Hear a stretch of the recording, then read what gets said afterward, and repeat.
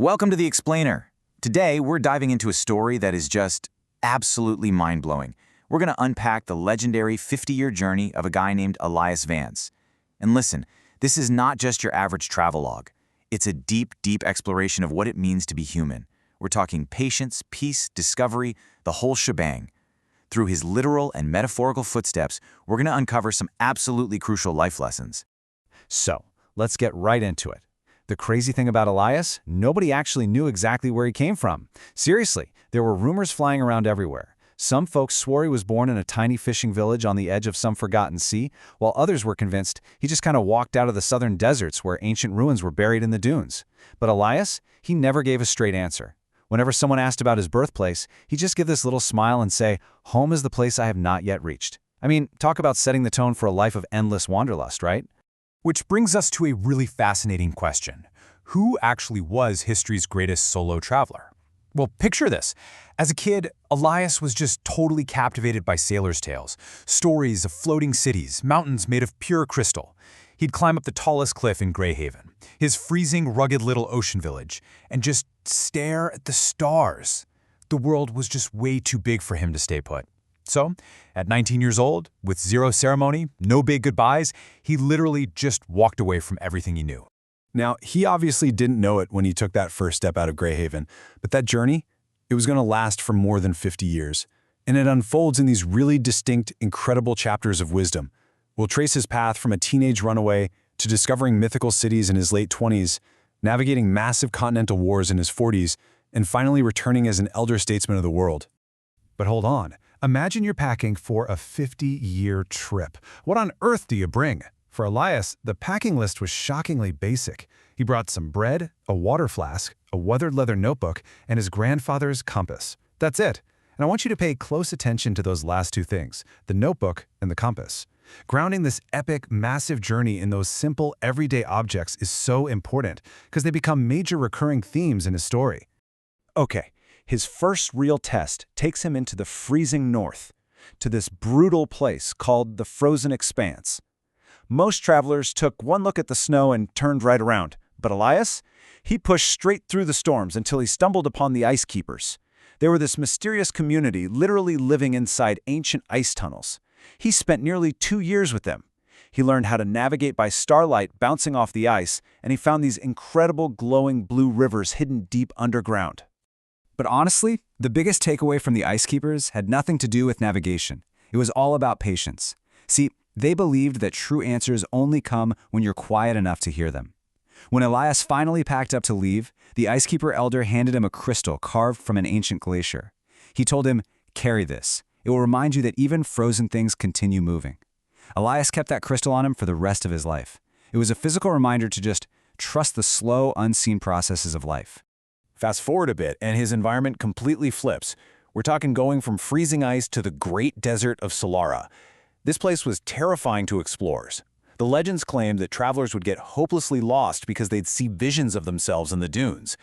Elias brushed it off as local superstition, until he saw it with his own eyes. Right at noon, the sunlight hit these hidden mineral fields under the sand, creating thousands of shimmering optical illusions. He spent days dangerously chasing what he thought were other people, nearly running completely out of water in the process. Then, on the 6th day, practically out of thin air, he sees an old woman sitting alone by a well. She looks at him and asks why he's out there chasing shadows. When Elias explains he thought they were actual travelers, she just laughs. She tells him that so many people spend their entire lives chasing reflections of what they think they need. Wow, that really hits hard, doesn't it? What shadows are you chasing in your own life? Are you sprinting after illusions instead of reality? Elias wrote later that the most dangerous deserts aren't made of sand. They're made of illusions. When he hit 28, Elias stumbled upon Orellis, and this place was a complete game changer. It was a floating city. Just think about normal cities for a second. Built on solid land, completely stationary, and historically, fiercely fought over. Orellis was the exact opposite. It was a network of interconnected platforms that just drifted along with the ocean currents. The takeaway here was profound. Movement prevents conflict. Like the locals told him, if nobody owns the land, nobody fights over it. Makes perfect sense. He actually stayed in Orellis for 4 years, soaking up knowledge from their scholars, navigation, shipbuilding, astronomy. One day, this elderly navigator shows Elias a star map filled with islands that didn't exist on any normal chart. When Elias asked how to actually get to them, the navigator dropped this amazing paradox on him. You cannot find these places by looking, you find them by becoming lost. That single sentence completely messed with Elias's head for years. It totally flipped his understanding of what exploration even meant.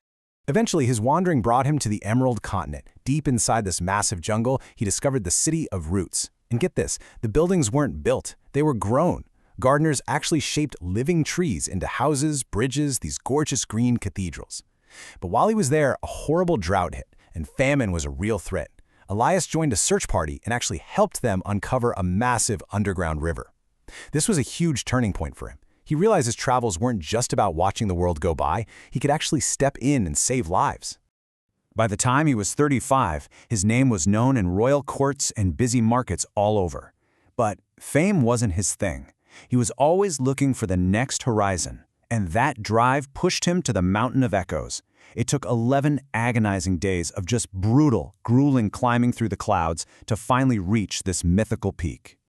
Now, the legend was that if you stood at the summit, you'd hear every major decision you'd ever made. And sure enough, when Elias stood up there alone, the weird acoustics of the rocks amplified the wind, and he started hearing fragments of voices from his past. It's wild. He heard his mother laughing, the quiet advice of the Icekeeper Elder, that desert woman by the well, and the navigator from Morelis. His whole massive journey was literally echoing right back at him. Whether those voices were a real acoustic trick or just his imagination playing with him in the thin mountain air, it didn't really matter. It completely transformed him. He hiked back down that mountain with one crystal clear realization.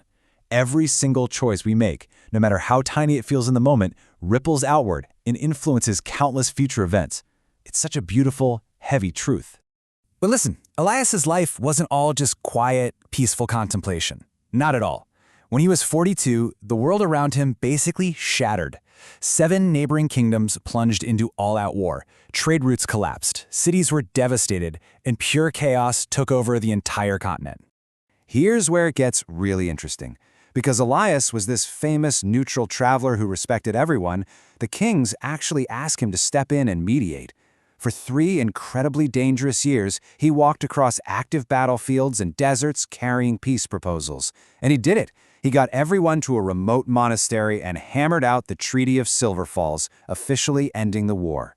The rulers tried to shower him with gold and titles, but he turned it all down. In that little leather notebook, he just wrote that peace is the ultimate destination because everyone arrives there together. Move forward a bit to age 48, and he makes what might be his biggest physical discovery ever, a massive, ancient, underground library tucked under some cliffs in the east. We're talking thousands of untouched books, lost languages, brilliant scientific texts. Scholars rushed in from all over the globe, fully expecting Elias to claim the glory and put his name on it. Instead, he just quietly walked away. He firmly believed that knowledge belongs to humanity as a whole, not to any one person's ego. Even as his hair went silver and the years showed on his face, that spark of curiosity never died. At 57 years old, he packed up for one last, grueling expedition. He was going to find that hidden, unmapped island the Aurelius navigator had mentioned decades ago.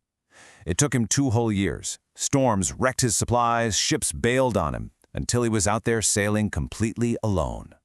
And then, one morning, the fog finally rolls back, and there it is, a completely untouched island with towering cliffs, fresh water, and these incredible ancient stone monuments. Elias explored every inch of it for 6 months, writing it all down. But here's the kicker. When he finally sailed away, he absolutely refused to tell anyone the coordinates. His reason? Some places deserve time alone. He actively chose to leave it as a mystery for the world. And so, at 71 years old, the circle finally closes.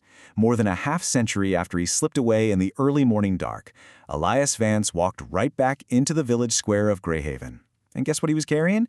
That exact same grandfather's compass and that exact same weathered leather notebook. The little kids he used to know, they were literally grandparents now. Naturally, word got around fast. People swarmed the village for months just to hear his crazy stories about cities on the water, tunnels made of ice, and secret libraries. Then, one evening, this young boy looks up at the legend himself and asks the million-dollar question. After seeing the whole wide world, what was your favorite place? The whole crowd went dead silent. leaning in. They were totally expecting him to name-drop some hidden jungle or a lost kingdom.